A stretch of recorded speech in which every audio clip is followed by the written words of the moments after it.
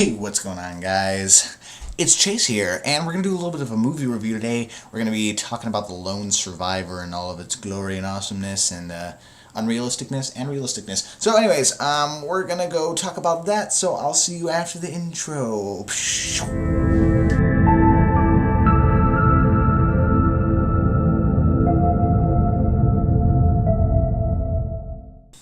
Alright, so for those of you that don't know, The Lone Survivor is out in movie theaters. I think it came out like last week or something.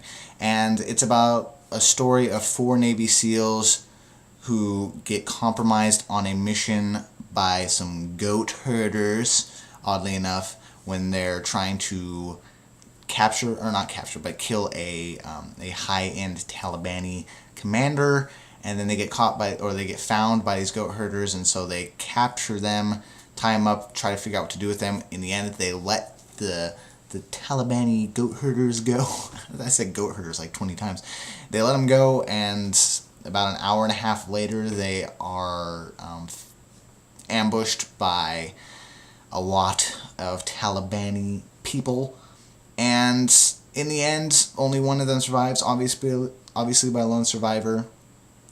If you guys haven't seen it, I would highly recommend go checking it out. But I kind of want to talk to you a little bit about either other reviews that have been done by it and just how much it just means in general and how people are really bashing it for no apparent reason. So in the movie, right, when they get ambushed, it looks like they get ambushed by like over 100 people, and so they're kind of hiding in the bushes, you know, being all sneaky. And so then they actually, Marcus Luttrell, or Mark Wahlberg, who's played by Mark Wahlberg,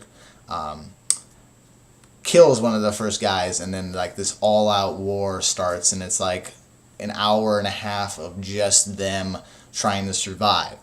And there's a lot of things, just a lot of things to look at. So if you don't mind, I'm going to be reading off of some things, off of just some research that I've been doing.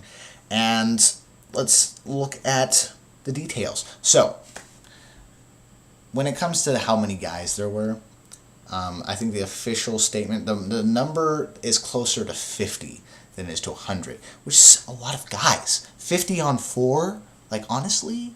Like, it's ridiculous. And so, there's been a lot of people that have been speculating over this. One of them is this woman named Amy Nicholas of the LA Weekly. You guys might have heard some of the stuff that she's written. I don't know, really. But she kind of downplayed how many people there are. She was like, Peter Berg, who's the director of the film, made it look like there was like 200 when it was in reality 10. When in reality it was really more 50. So that's based off of the book, off of the movie, off of what Luttrell has said, and off of the official number that the Army or whoever did the report gave. So 50 is a lot of guys, and they basically take out most of them. So that's pretty impressive if you ask me. 4v50, I mean, it's a pretty big deal. But the most awesome and realistic part of this movie is the injuries that they sustained. In the movie, it's very gruesome how many times they either get shot or jump off of cliffs and just fall into rocks and just get totally beat up. And it's actually unrealistic in the way that they downplayed it in the movie. Marcus Luttrell, who's the main character, like I said, who was the only one that survived. I don't know if I mentioned that, obviously, since he's the one telling the story. Duh. Anyways, he was way more injured in real life than the movie portrayed. He couldn't walk like he can at the end of the movie. He was paralyzed from the waist down. I mean, he's not anymore, but because of what happened, he's paralyzed from the waist down. Also, his buddies, Michael Patrick Murphy, Matthew Axlin, and then Danny Dietz. I don't know where are people getting these names. Anyways, the amount of injuries that they sustained personally were realistic. They would get shot in the back. Some guys lost fingers. some of them got like shot 4 times, and then like in the foot and all that stuff, and that actually happened, and they were still jumping off of cliffs. Yes, that actually happened too. Rolling down embankments, shooting people with precision accuracy.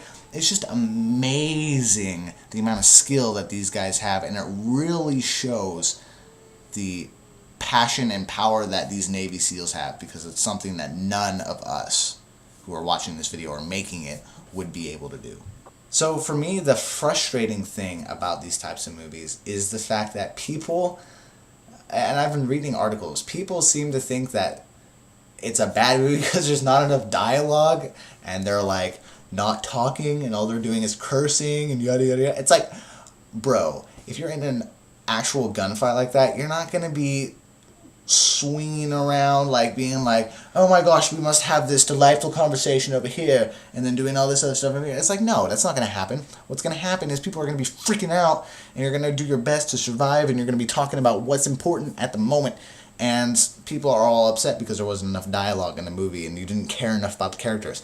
Like, I personally, and if you watch this movie and you don't cry or get teary-eyed, you have issues, my friend. And I was like about to start bawling at the end of this movie because it's so, it's touching, because the amount of pain and agony that they go through together, and the amount of sacrifice that they do. At one point, one of the guys just goes up onto this cliff to call in where they are, and he just gets lit up in the back, and it's like you just gotta, it just tears at your heart, it just makes you. It makes you realize how little anything in your life should actually hurt. It definitely makes you rethink the amount of pain that you're living in. What is that? There's a shower going on. But the moral of this story, if I can do this, I'm reinforcing it. The moral of the story is that the way that these guys, the way that they deal with the pressure, and the way that they just suck it up and deal with pain. One of my favorite quotes in the movie is, this guy's been shot like 15 times, and he's just like, he just got shot in the foot, and he's missing his fingers and all this stuff, and Mark Wahlberg he just looks at him and he's like, hey, you just suck it up. Like, you're what do they call them, Navy SEALs? Frog divers? You're a frog diver or something like that. And it's just like, are you kidding me? And so these 4 guys take out all of these people, and it's just, the amount of heroism and sacrifice that is shown in this movie, everyone needs to go see it. Everyone needs to pay money for it. Go see it in the theaters, because it's not gonna be the same experience if you watch it at home. And it's a worthwhile movie to see. And Mark Wahlberg, who's now my favorite actor in Hollywood because of all of the work he's done with this movie and others like it, and what he's done for Wounded Warriors. It's just an amazing film. It's something that everyone should be supporting if you're an American, and it actually did pretty well in the box office. It's one of the more successful war films, so that's always really good. It didn't beat Ride Along, but it did beat out a lot of other things, and it's like, I wish more people would be more concerned about what's important in the world, like learning about what people in Iraq and Afghanistan go through, rather than what Kevin Hart's laughing about, which I can't wait to go see Ride Along. But it's like, I'll probably do a movie review of that too. But Lone Survivor is an amazing film. It really makes you reevaluate your life, and it makes you think. It makes you very appreciative. That's the right word, to those in the military. My brother-in-law's in the military. He's in Japan right now doing a 6-month, whatever you call it, deployment, and he's not in battle, but it's really, it really tugs at your heart. And just the movie in general is just a great film. Go see it. If you're a little squeamish, go see it, because you need to see when people's legs get fractured, and when they're pulling fragments out of their legs, and they're just smashing dirt into bullet holes. It's just amazing, and it really shows how strong America can be, especially overseas. And like, I don't know, Navy SEALs are like 0.0001% of the population. So, if you guys see, military personnel, and you know somebody, just be sure to thank them, because they're the only reason that we're not getting attacked from the outside. And I believe that it's our duty as Americans who aren't fighting over there to make sure that we're not being attacked from the inside, from our own government. which is why I'm making this political channel. So anyways, guys, I hope you enjoyed this video. If you did, leave it a like and a favorite down below. I always do appreciate it. Make sure to subscribe to the channel if you're new. Leave your comments down below on what you guys thought of the movie, or if you guys think it's embellished. I mean, they can only do so much in a 2-hour movie. Time is different. There's a lot of other differences that I didn't get to. But anyways, guys, thank you for watching. Like I said, subscribe if you're new, and I will talk to you in the next video. Bye, guys.